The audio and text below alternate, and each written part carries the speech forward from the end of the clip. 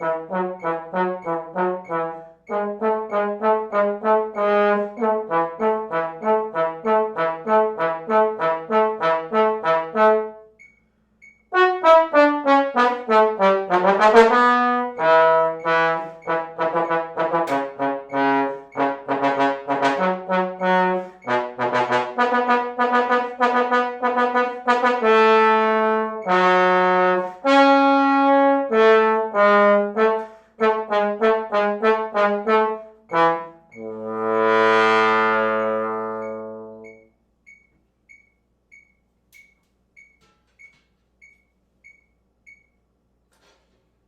gang, I hope that you're all doing well, staying healthy in this really, really unusual time. I'm going to be doing some instructional videos like this to supplement our usual studio time. Sometimes concentrating on orchestral excerpts, I'll probably mix it up, but I wanted to start with the Hungarian March because it's something that tenors and basses, we all have to play, and I wanted to give you a glimpse as to my personal learning style, teaching style, practice style, performance style. So let me pull up my notes here. So when you begin study of an orchestral excerpt, it probably begins with you finding a part, hopefully a whole part, and the part that I'm playing from here, I'll just show you the first page. I had this photocopy made when I was in college, and I still have it. It has a lot of my original notes from some of my first teachers at university. But of course, at your disposal are the Gordon Sherry compilation CD that is available now on people's Dropboxes. There's IMSLP, and there's me. If you need any parts, contact me at any time. I have just about everything that is out there.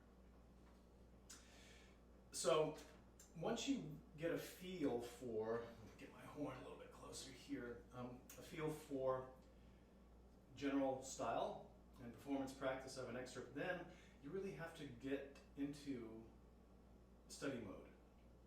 So Hector Berlioz, I'm not going to tell you the answers to all these questions, but these are the things that you should be formulating in your own brain.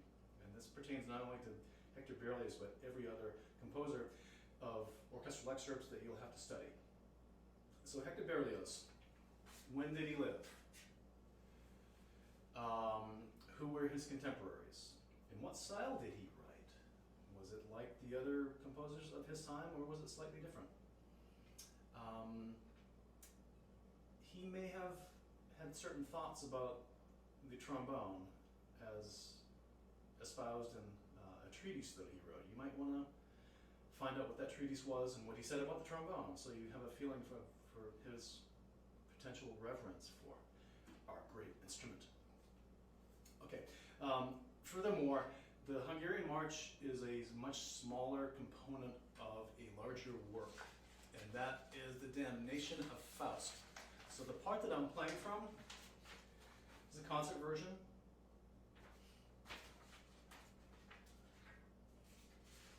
The complete part, this is only page 1, but I forget how many total pages there are. It's a very long piece, probably over 2 hours. The piece that you'll, the part that you'll want to be working from is probably this one. It's the most commonly used, especially for orchestra auditions. And typically, tenors and basses, you're starting a couple bars before rehearsal 4 on this scale right here. And I would practice it from there until the end of the piece. Get used to doing that. It's one of the longer excerpts that you'll have to play. But get in the habit of doing that because it's much more taxing than playing a truncated version of that. So once your scholarship has been initiated and you know more about this piece than you knew a little while ago, then you'll get the full score. And again, go to IMSLP, download it, find out who you're playing with, who you're not playing with, in what style you're playing, if your part is similar to the others. You know, this is one of those excerpts that is very common to trombones where we all play in unison and then either break into octaves or harmony a little bit later. There's so many excerpts like that. Ride of the Valkyries, Tannhäuser, Lohengrin, etc. So playing in unison, it's something you can't do when you're playing and practicing by yourself, but in these days of online learning, perhaps something we can do as a studio through a cappella or Zoom or something else. Okay, so what comes next? I'm going to show you how I practice this piece. So the first thing that I do is I flip over from metronome mode. By the way, it's worth noting that there are various tempi that exist for various recordings out there. The one that I kind of grew up with on vinyl, Boston Symphony from the early 1980s. And this clocks in at 102 for the half note. Pretty brisk. I don't recommend.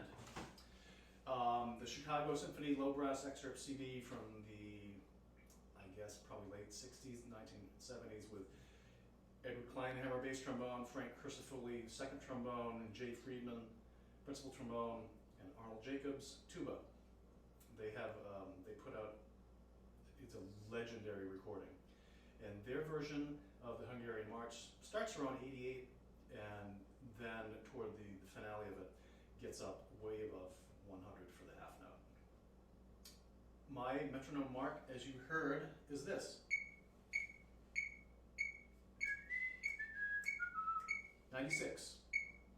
I find that the excerpt grooves at that tempo, and it's not a stressful tempo. 88, just no one plays it that slowly anymore. Very few recordings you'll find at 88. A practice tempo is different than all of these, and I'm going to get into that next. So, this is the tunable app. If you don't have it at home, the icon is at the bottom here in the pink. So I'm going to hit that, and I'm going to go to the tuner mode. Looks like this. Okay. So I'm going to, can you see that on the screen? Yes, we can. Why is it a mess?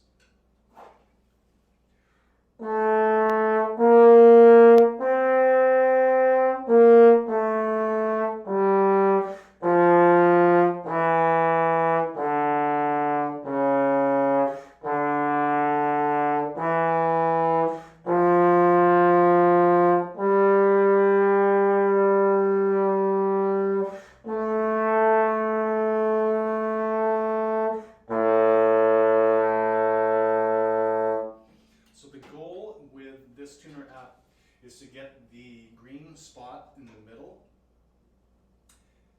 to be in tune. Once it's in the green will expand to the edges. So this gives you a fairly good idea. It's very humbling, by the way. It gives you a very good idea if you're hitting the center of each pitch. I would do that in slow mode, and also I would do it fast. And again, this is not in the rhythm of the excerpt. I'm just going to play the notes in their correct sequence.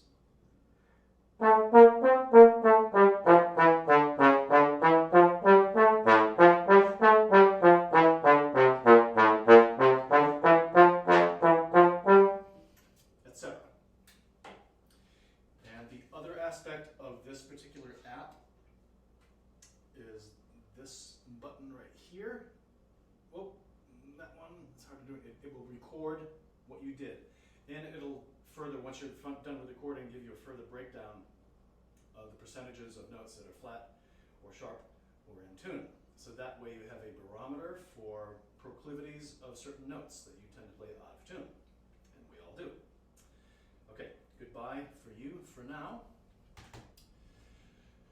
So, again, I began working on this at least half speed, not in rhythm, getting notes in tune, getting notes to center.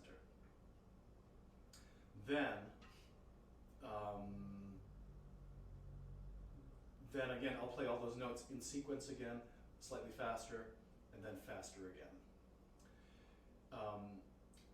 Further breakdown will come in these kinds of sections here. So, beginning with 4, 1, 2, 3, 4, 5, 6 bars before rehearsal number 10. These scales.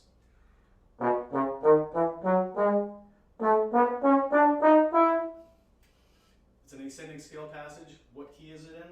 We don't really know yet until we get to number 4, and then you're kind of in F major. But this is the mysterious part. Basically, you've got whole steps and half steps. Make sure that the distance between each whole step or half step is correct. By the time you get to number 4 and the tune starts, remember you're practicing this hopefully for an audition to get you advanced to a summer festival or a college audition, for placement in your ensembles, maybe for an actual job that will pay you money. You want the committee to be interested in what you've done in those scale passages that are relatively simple. And you'll want to show them, yeah, I can play in tune. Otherwise, by the time you get to the tune at number 4, they may have tuned you out already thinking, oh, he can't, or she can't not play a scale in tune. Why should I keep listening? So, important to get off on the right foot with these. I also play them backwards.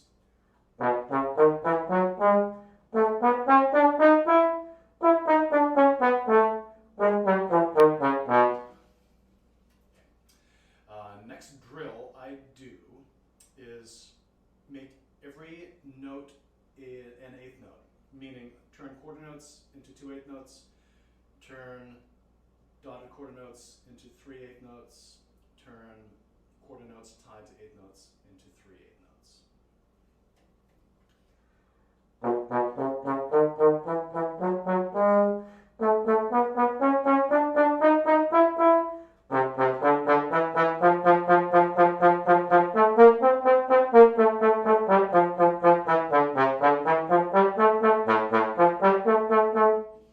Okay, so what does that do is, again, repetition of articulations just for consistency's sake.